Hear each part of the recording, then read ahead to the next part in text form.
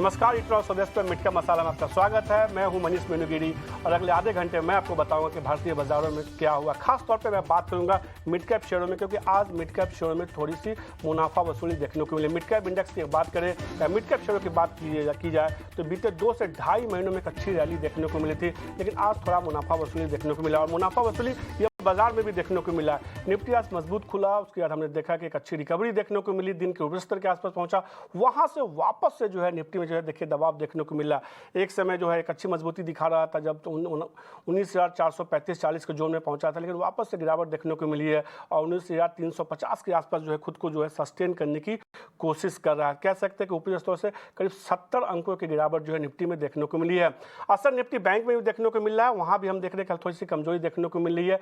Nifty को जहां सहारा जो है रिलायंस से मिला, वहीं निफ्टी बैंक में कई सारे शेयर जो दबाव बना रहे हैं और निफ्टी बैंक देखिए दिन के निचले स्तर पर कारोबार कर रहा है। और निफ्टी बैंक कह सकते हैं कि एक ऐसा है जो बैंकिंग शेयर में जो दबाव बन रहा है उसका असर कहीं ना कहीं निफ्टी पे भी देखने को मिल रहा है, क्योंकि निफ्टी को रिलायंस जो है 4% की मजबूती के साथ संभालने की कोशिश कर रहा है। मिड कैप शेयरों में आज देखिए कहीं ना कहीं थोड़ा दबाव देखने को मिल रहा है। लगातार दूसरा दिन है जब मिड कैप इंडेक्स जो है उसमें गिरावट देखने को मिल रही है। तो कह सकते हैं कि मिड कैप के मुकाबले आज का दिन जो है निफ्टी शेयरों के लिए ज़्यादा बेहतर है। निफ्टी बेहतर परफॉर्म कर रहा है। निफ्टी को जो आईटी, मेटल और एनर्जी शेयरों से जो है थोड़ा सपोर्ट मिलता हुआ दिख रहा है, लेकिन निफ्टी के से इतर बात करें चूँकि मिड कैप मसाला है तो अब बात करेंगे अगर मिड कैप शेयरों की, तो वहाँ हम देख रहे हैं कई सारे शेयर हैं जहाँ अच्छी मजबूती देखने को मिल रही है। आज कई सारे स्टॉक है जो दिन के ऊपरी स्तर के आसपास कारोबार कर रहे हैं मिड कैप में। खासतौर पर देखिए सीएट जैसे स्टॉक्स पे जो है मिड कैप में जो है टॉप गेनर के तौर पर कारोबार कर रहा है। इसके अलावा कुछ और शेयर देखिए जिसमें कि अच्छी ये वो शेयर जो 52 हाई पे ट्रेड कर रहा है, मैक्स इंडिया, ओएमडीसी, शक्ति पंप, ताज जीबी के जैसे होटल से जहां मजबूती देखने को मिले। लेकिन मिड कैप के अगर गेनर से स्टॉक्स की बात किया तो सीएट में आज के ट्रेड में हमने एक अच्छी मजबूती देखी, वहां पे खरीदारी होता हुआ दिख रहा है। इसके अलावा कुछ और स्टॉक्स देखे जहां पे खरीदारी देखने को मिल रही है। तो कई और शेयर है, खासतौर पर अपोलो टायर जैसे स्टॉक्स है जहां पर हमने देखा कि आज के ट्रेड में खरीदारी देखने को मिल रही है। इसके अलावा कुछ स्टॉक्स जहां पर थोड़ा दबाव बनता हुआ दिख रहा है मिड कैप में, खासतौर पर ग्लैंड फार्मा देखे वहां एक अच्छी मजबूती देखने को मिली। सेल में हमने देखा काफी दिनों के बाद जो है मिड कैप गेनर स्टॉक्स की बात करें तो वहां मजबूती देखने को मिल रही है। मिड कैप में कुछ और स्टॉक जहां पे दबाव देखने को मिला है, हिंदुस्तान जिंक, बाल्किन्स इंडस्ट्रीज, पेटीएम, अरबिंदो फार्मा जैसे स्टॉक्स है जहां आज के ट्रेड में दबाव देखने को मिला। इसके अलावा देखिए आज के ट्रेड में कुछ और स्टॉक्स जहां पे दबाव देखने को, दीपक नाइट्रेट लगातार पिछले 4-5 सत्रों से देखिए इस शेयर में दबाव देखने को मिला। इसके अलावा एचपीसीएल हमने देखा था बीते हफ्ते एक अच्छी मजबूती तमाम ओएमसी स्टॉक्स में देखने को मिली थी, लेकिन आज वापस से ओएमसी स्टॉक्स में थोड़ा दबाव देखने को मिला। एलएनटी टेक्नोलॉजी वहां दबाव देखने को मिल रहा है। डालमिया भारत जैसे स्टॉक्स है जहां पे थोड़ा दबाव बनता हुआ दिख रहा है। इस हफ्ते आईटी कंपनियों के नतीजे आएंगे, उससे पहले आज कहीं ना कहीं आईटी स्टॉक्स में दबाव देखने को मिल रहा है। अब हमारे साथ हमारे जानकार आज के जुड़ चुके हैं, नीरव छेड़ा जुड़ चुके हैं निर्मलम सिक्योरिटीज से। उनसे समझने की कोशिश करते हैं कि यहाँ से बाजार का रुझान क्या देखने को मिलेगा। नीरव जी शुक्रिया 18 स्वदेश को समय देने के लिए। हमने देखा है कि अच्छी मजबूती लगातार देखने को मिली, लेकिन मिड कैप इंडेक्स में बीते 2 सत्रों में गिरावट का ट्रेंड देखने को मिला। क्या आपको लगता है कि यहाँ से मिड कैप शेयर में थोड़ा और दबाव देखने को मिल सकता है और निफ्टी पे क्या राय होगी आपकी? Good afternoon Manish ji. देखिए निफ्टी और बैंक निफ्टी की मैं बात करूं तो डेफिनेटली निफ्टी में काफी बाइंग आ चुकी थी, मगर पिछले सत्र में फ्राइडे को हमने देखा कि एक सेलिंग का दौर चला, प्रॉफिट बुकिंग चली, मगर अभी भी निफ्टी जो है इम्पोर्टेंट सपोर्ट लेवल्स के ऊपर है जो 19,330 का लेवल है इन टर्म्स ऑफ स्पॉट, और फ्यूचर में 19,350। ये लेवल्स जब तक नहीं टूटते नीचे में आपको नई सेलिंग तो नहीं करनी है। इनकेस आपने कुछ लिया हुआ है तो वो आपका स्टॉप लॉस बन जाएगा। एक बार 19,350 फ्यूचर में टूटता है तब जाके आप शॉर्ट करें, और उसके बाद जो आपका स्टॉप लॉस बनेगा 19,450 का बनेगा ऑन द शॉर्ट साइड, और नीचे में निफ्टी 19,150, 19,100 ये लेवल्स तक गिर सकती है। ये एक निफ्टी की राय है। जो डेटा है थोड़ा बहुत नेगेटिव हुआ है। कॉल साइड में 19,400, 19,500 के कॉल में अच्छा खासा बिल्टअप देखा गया है, जो एक नेगेटिव साइन है। बैंक निफ्टी की मैं बात कर लेता हूँ। देखिए बैंक निफ्टी की बात करूँ तो बैंक निफ्टी में भी एक हैंगिंग मैन या फिर एक shooting star kind of doji candlestick pattern बना है ऑन द वीकली, जो कि एक नेगेटिव है। अच्छा बड़ा मूव होने के बाद में सब गेन्स दे दिए फ्राइडे के सेशन में, और उसके बाद में आज के दिन में वो उसका ब्रेकडाउन में मिल चुका है। कंफर्मेशन तभी मिलेगा जब भी आज का क्लोज नीचे में रहेगा, बट एक नेगेटिव साइन है, तो आज का कंफर्मेशन का वेट करना है। अगर बैंक निफ्टी 44,950 के नीचे बंद होता है आज के दिन में, तो एक कंफर्मेशन मिल जाएगा कि यहाँ से एक नेगेटिविटी बैंक निफ्टी टर्म्स में शुरू हो चुकी है, और वहां से बैंक निफ्टी नीचे में अराउंड 44,000 से 43,500 ये लेवल्स तक नीचे में आ सकती है। तो वो लेवल्स के लिए आप बेच के बाद में चल सकते हैं। व्यू यही है कि बैंक निफ्टी में आज बिकवाली ना करे, जाते जाते क्लोजिंग देखे, क्लोजिंग खराब है उसके बाद ही बिकवाली करे, और उसके बाद जो स्टॉप लॉस बनेगा अराउंड 45,200 तक का बनेगा।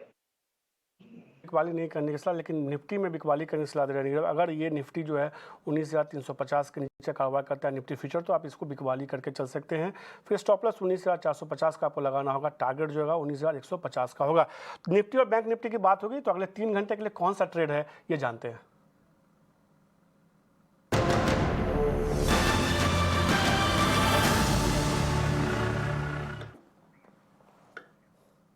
तो आपने जो है बिकवाली की बात की है नीरव निफ्टी में खासतौर पे, तो कोई स्टॉक आपके रडार पे जिसमें आपको लगता है कि यहाँ से बिकवाली करनी चाहिए, और खरीदारी के लिए कोई शेयर है क्या आप? देखिए, पहले तो निफ्टी की मैंने बात कर ली कि उसमें बिकवाली तभी करनी है जब 19,350 के नीचे जाए फ्यूचर, तभी जाके आप बिकवाली करिएगा, और उसके बाद उसका स्टॉप लॉस 19,450 और 19,150 का टारगेट रहेगा। स्टॉक स्पेसिफिक में अगर बात करूं, तो स्टॉक स्पेसिफिक की डेफिनेटली एक बिकवाली और एक खरीदारी की राय है। पहला स्टॉक जो है वो है आरती इंडस्ट्रीज। आरती इंडस्ट्रीज में एक बहुत इंपॉर्टेंट ब्रेकडाउन मिल चुका है पिछले हफ्ते में 486 का, और उसके बाद डेफिनेटली काफी सेलिंग देखी गई है ये स्टॉक में। आज के सत्र में भी 3% डाउन है ये स्टॉक। अब यहाँ से और कितना जाएगा मेरे हिसाब से, और यहाँ से 420 425 तक ये स्टॉक जा सकता है नीचे में। तो यहाँ से आप बिकवाली करके चले, 469 का स्टॉप लॉस लगा है फ्यूचर में, और अराउंड 420 425 का टारगेट रहेगा। दूसरा जो मेरा कॉल है वो है बाय कॉल ऑन MSTC।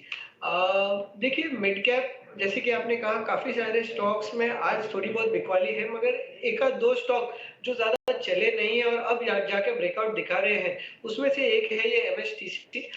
बहुत समय से कंसोलिडेशन में था, लास्ट वीक में कंसोलिडेशन ब्रेकआउट आ गया है, अब यहाँ से चल सकता है ये स्टॉक। पॉसिबल है कि 425 430 के जो लेवल है वहां तक आ सकता है, तो इसमें बाइंग बनाए रखे, 352 का स्टॉप लॉस लगाए, 410 का आपका पहला पड़ाव रहेगा, वो आपका टारगेट रहेगा। MSTC में खरीदारी करने की सलाह होगी, जबकि आरती इंडस्ट्रीज एक शेयर होगा जिसमें कि बिकवाली करके चल सकते हैं। MSTC में जो है आपको 410 रुपये का लक्ष्य रखना होगा। एक मिड कैप शेयर देखिए जिसमें हमने देखा है कि आज के ट्रेड में काफ़ी दिनों के बाद वापस से मोमेंटम बनता हुआ दिखा है, कजारिया सिरामिक्स। इस शेयर में देखिए बीते 1300 के जोन से लगातार गिरावट देखने को मिली, अब कुछ अपने अहम सपोर्ट लेवल से वापस ये शेयर आज मजबूत पुलबैक दिखा रहा है। कजारिया सिरामिक्स पे क्या राय होगी आपकी?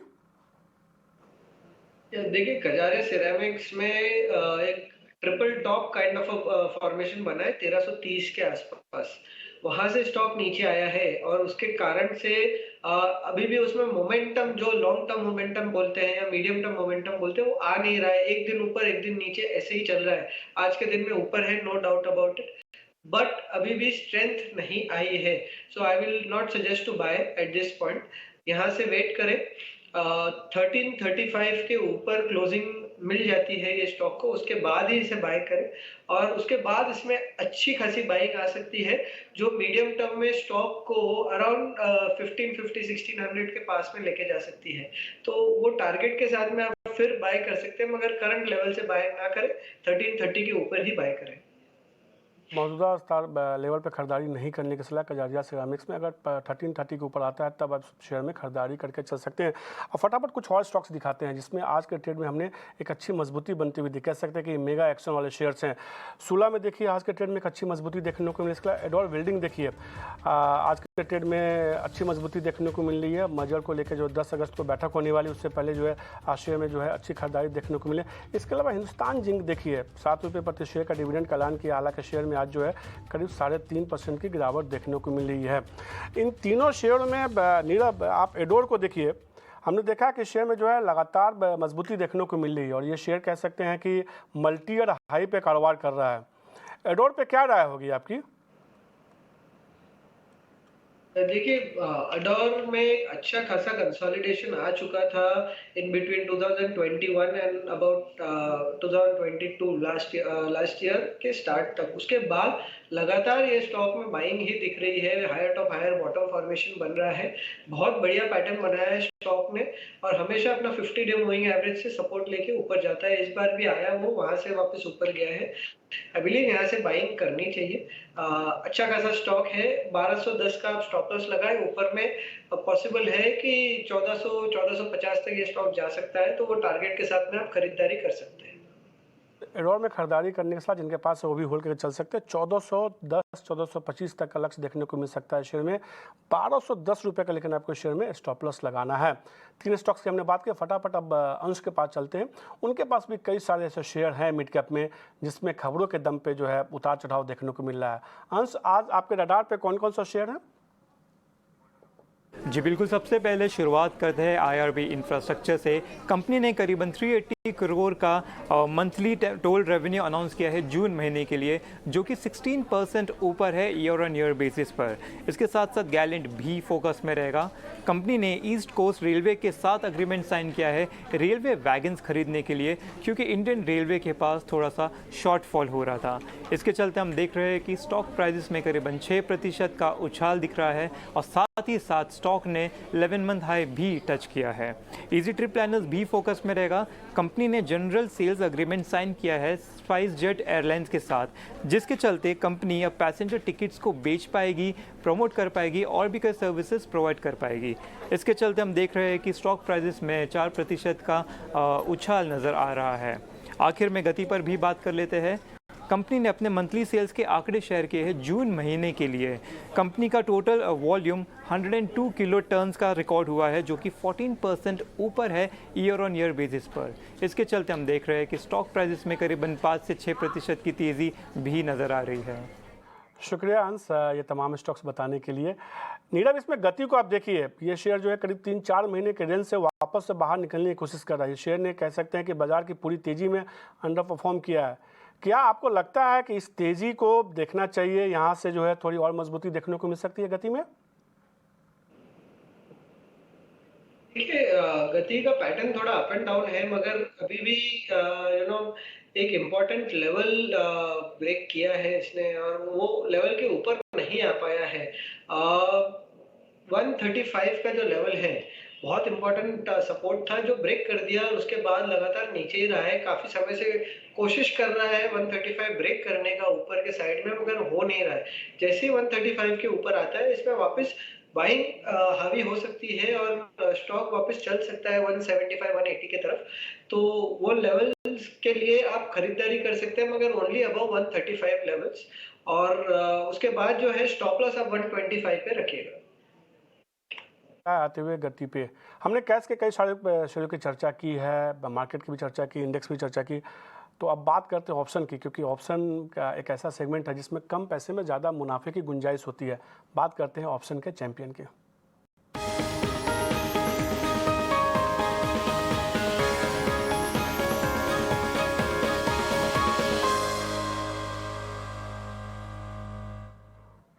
वैसे तो ऑप्शन में कम पैसे में ज़्यादा मुनाफा होता है, लेकिन ऑप्शन ट्रेड जो है थोड़ा संभल के कीजिए, स्टॉप लॉस को स्ट्रिक्टली फॉलो कीजिए, क्योंकि सेबी की तरफ से ये बार बार कहा जाता है कि ऑप्शन ट्रेड करने वाले 90% लोगों को नुकसान होता है। तो अपने स्टॉप लॉस को, टारगेट को स्ट्रिक्टली फॉलो कीजिए।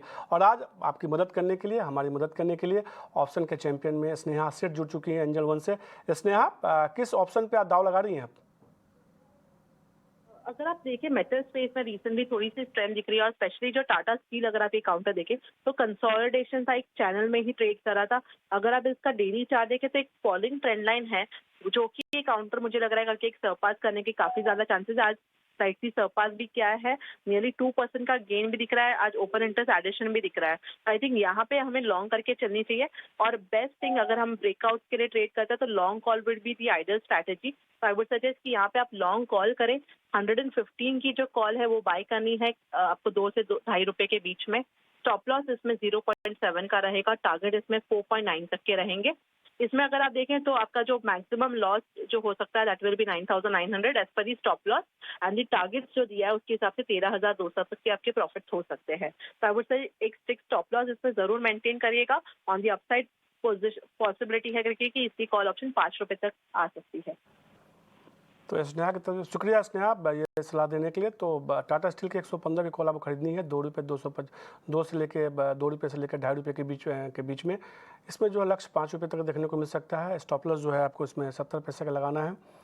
इसमें जो अधिकतम मुनाफा है 13,200 का हो सकता है, अधिकतम नुकसान जो है 9,900 रुपये का हो सकता है। तो आप इस शेयर में जो है स्टॉप लॉस के साथ जो है इस ट्रेड को इनिशिएट कर सकते हैं। एक अगला शेयर देखिए आज के ट्रेड में नीरव हमने देखा जहाँ पे अच्छी मजबूती देखने को मिली। ग्लैंड फार्मा में देखिए काफ़ी दिनों के बाद ये मजबूती देखने को मिली है शेयर में। वापस शेयर जो है हमने देखा था काफ़ी ज़्यादा गिरावट आई थी, लेकिन बीते अगर 1-1.5 महीने का ट्रेंड देखेंगे तो धीरे धीरे शेयर में जो है 900 के लेवल से खरीदारी देखने को मिली। अब जो है 1,070 के आसपास ये ट्रेड कर रहा है। इनफैक्ट 1100 के आसपास पहुंचता हुआ दिखा। आज इंट्राडे में हमने देखा था एक समय 1100 के ऊपर भी जाता हुआ, 1100 के ऊपर भी गया। क्या राय होगी शेयर पे? क्या आपको लगता है कि इस तेज़ी के साथ जाना चाहिए या जिनके पास है वो तेज़ी पर निकल जाए? तो ये शेयर में देखिए बहुत इंपॉर्टेंट चीज एक हुई है। 4,042 से स्टॉक गिरा है और वहां से लगातार एक सेलिंग आती जा रही है, lower top lower bottom formation बन रहा है। तो कहाँ पे खरीदना वो पब्लिक को नहीं समझ में आ रहा है। यहाँ पे बहुत इंपॉर्टेंट चीज एक हुई है वो वॉल्यूम्स। नीचे में अराउंड 900 950 के पास में जो वॉल्यूम्स हुए हैं बहुत बढ़िया हुए हैं। That is the first signal कि यहाँ से ये जो सेलिंग है अब ये थम सकती है और नई तेजी एक उसकी शुरुआत हो सकती है। तो शुरुआत तो हो चुकी है मगर कहाँ खरीदना है। अब देखिए ये स्टॉक में एक ट्रेंड लाइन बना हुआ है lower top lower bottom formation को छू के। तो वो जो ट्रेंड लाइन का रेजिस्टेंस है वो 1150 पे है। तो 1150 जब तक ये स्टॉक नहीं तोड़ेगा ऊपर में तब तक इसमें नई तेजी और एक लंबी तेजी नहीं देख पाएंगे। शायद 1-2 दिन की तेजी आएगी, वहां से वापस फिजल आउट हो जाएगी और फिर स्टॉक कंसोलिडेशन में रहेगा। नई सेलिंग तो अभी नहीं लगती है कि आएगी यहाँ से, मगर तेजी करनी है 1150 के ऊपर। 1150 के ऊपर जाने दीजिए, लंबी तेजी आ सकती है। उसके बाद में 1800-2000 तक ये स्टॉक ऊपर में आ सकता है। तो उसके बाद खरीदिए। नीचे में स्टॉप लॉस आप 1000 का उसके बाद रख सकते हैं और छोड़ सकते हैं इसको 2-3 महीने के लिए। वो अच्छा आपको रिटर्न बना के दे देगा। शेयर में ये रहा तो 1125 से 1130 के ऊपर शेयर में खरीदारी करने की सलाह होगी। फिलहाल के लिए भी खरीदारी करने की नहीं सलाह होगी।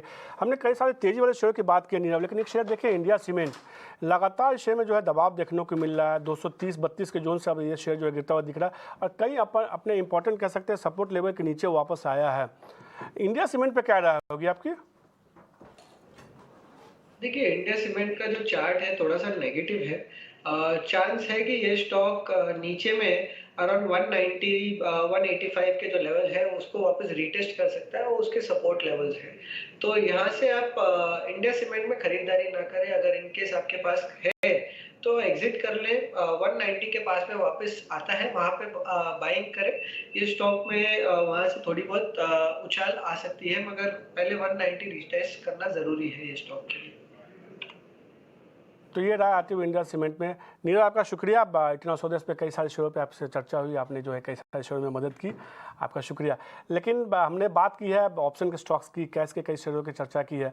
अब बात करते हैं मिड कैप के महारथी शेयर की।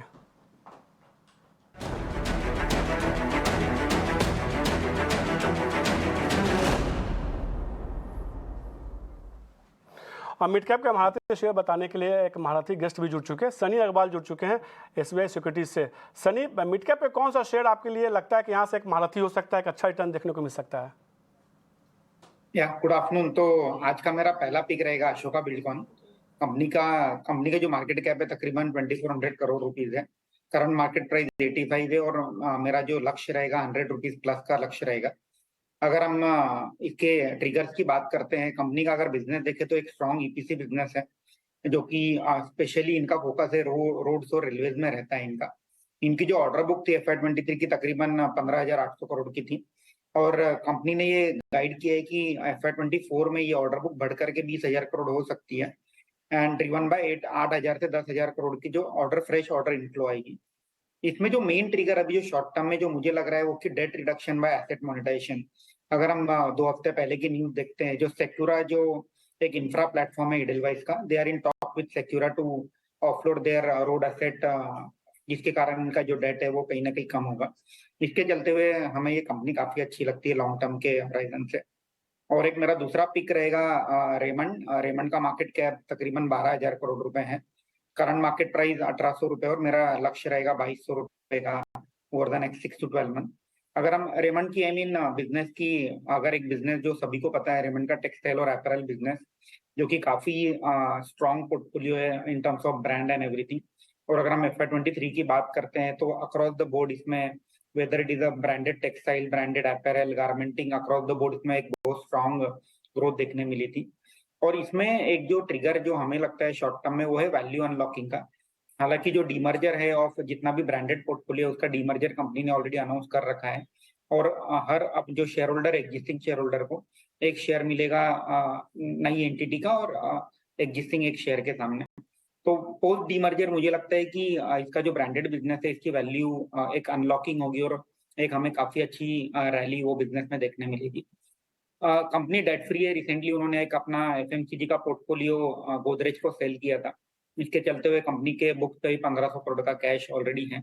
Real estate is also doing well, again huge land bank which is available in Thane, जिसकी ग्रोथ हमें आगे जाकर देखने मिलेगी। ओवरऑल कंपनी तकरीबन 18 से 20 के प्राइस टू अर्निंग मल्टीपल पे चल रही है। मुझे लगता है कि डेफिनेटली लॉन्ग टर्म पोर्टफोलियो में ऐड करना चाहिए। तो रेमंड खरीदारी करने की सलाह, मिड कैप मराठी में 2,200 रुपये का इसमें लक्ष्य होगा। अवधि 1 साल के लिए रखना है आपको, 1 साल के नजरिए के हिसाब से शेयर को होल्ड करना है। अशोक बिल्डकॉन में खरीदारी करने की सलाह होगी, इसमें 100 रुपये का आपको लक्ष्य रखना है। शुक्रिया स्टॉक्स बताने के लिए दोनों आपका। तो मिड कैप मसाला में आज के लिए इतना ही मेरी तरफ से, लेकिन मेरे साथ